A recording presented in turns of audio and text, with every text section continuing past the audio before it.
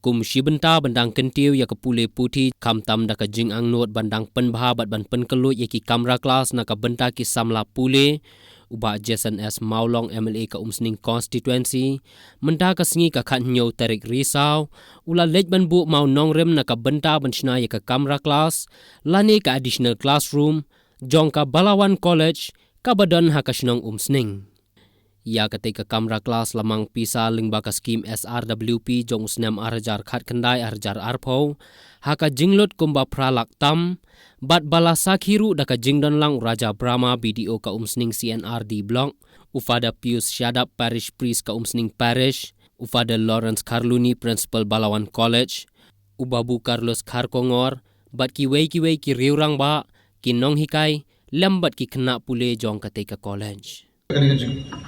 Jing trace dong, kajing minot, anong naipi. Kamdi ka basok, hakajingim jong lade anong naipi. Kamdi ka basok, nga jukren ong baka jingim jong lade kalong kum ka graph de. Teng kaya chidong, teng kaya chipot, teng kaya chidong, teng kaya chipot.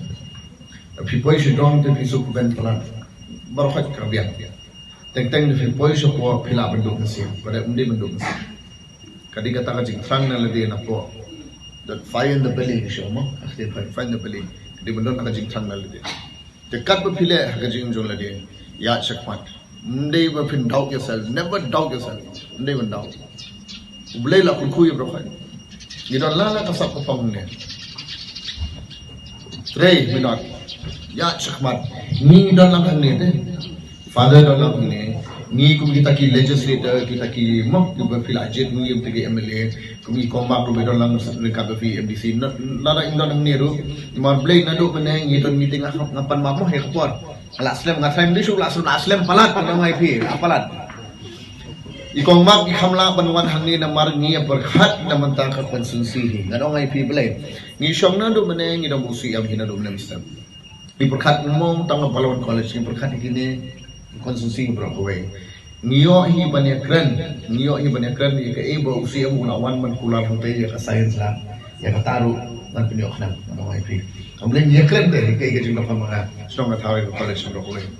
And within some period, like we met principal, my father and all, they told that about this, we need extension of building and all. We talked and within short, after 2-3 days, I got a call from MLA.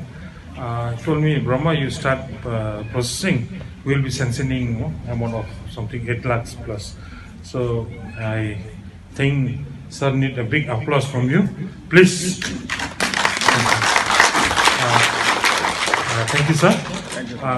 As video, we find very rare occasion where MLA are very kind-hearted and big-hearted without thinking any about the political, the linkage. And he is one of the worst MLA that he is very concerned about the education system in Umsning. Wherever we go, whether it is St. Michael or like in remote area of Mawnongrim area and village area, he has contributed with his SRWP scheme, which we call MLA scheme. Even with the amount of 1 lakh, 2 lakh, 3 lakh, we started one school like extension room, small room, even for any development in the school and all.